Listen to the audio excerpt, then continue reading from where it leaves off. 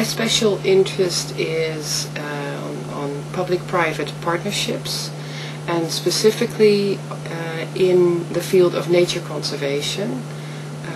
And I've got a regional specialization as well, which is Southern Africa. So what I do is I look at the role of forms of cooperation between NGOs, which are both environmental NGOs but also development NGOs, governments and private sector corporations, and I look at the impact of their relations on the way that local communities either benefit from nature conservation initiatives or are harmed by it. For instance, we work in the Great Limpopo Trans-Frontier Park, and there you see that the relations between business and government and environmental NGOs are very good. The relations are very good, but unfortunately their joint efforts are leading now to the eviction of about 6,000 people who've always lived in that area.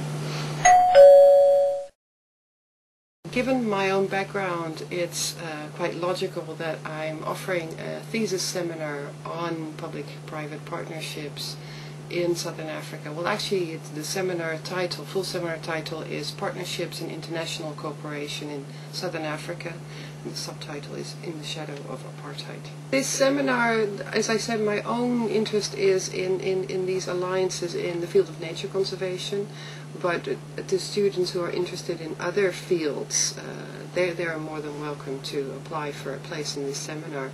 The basic idea is that we look at how countries in Southern Africa, and many of them have a history of apartheid, like Zimbabwe, Namibia, South Africa, of course, the most well-known example of such countries. They have a history of apartheid, which means that the majority of the population was denied proper education, also was hindered in their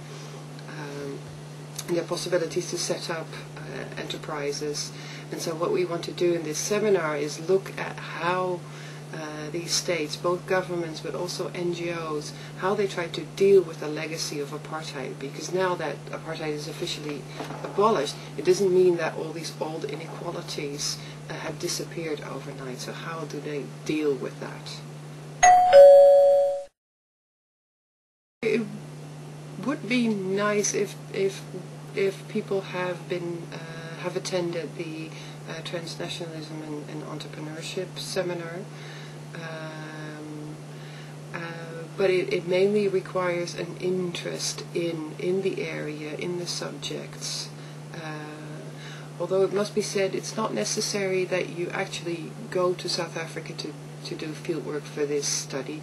There are also quite a number of NGOs in the Netherlands who have close relations with Southern Africa and who are also implementing projects and assisting in the development of policy. So that's also a possibility to do research there, or talk to Dutch entrepreneurs who are investing in South Africa or Southern Africa. It's a thesis seminar group on African entrepreneurs in the Netherlands. This is a growing group of people who set up their own businesses in the Netherlands, but very little research has been done among this group this far. They operate in different ways. Some of the entrepreneurs cater specifically to the group coming from their home area, importing products from that area. Others also set up businesses to export from the Netherlands, like second-hand cars, to their home region. And then there's also a group of entrepreneurs who sort of try to use their exotic image to sell products to a local clientele. For instance, market their drumming skills and set up offering djembe courses or art products. And so we would like to look into the strategies of these entrepreneurs, what are their main focuses, but also on the networks that they create and maintain to both establish their business but also to maintain and expand their businesses. First of all, we would like to explore with the students the literature that is available on transnationalism, migration, migrant entrepreneurs. Joost himself, he has conducted research on in Benin on people who import second-hand cars, mainly from Europe to Benin.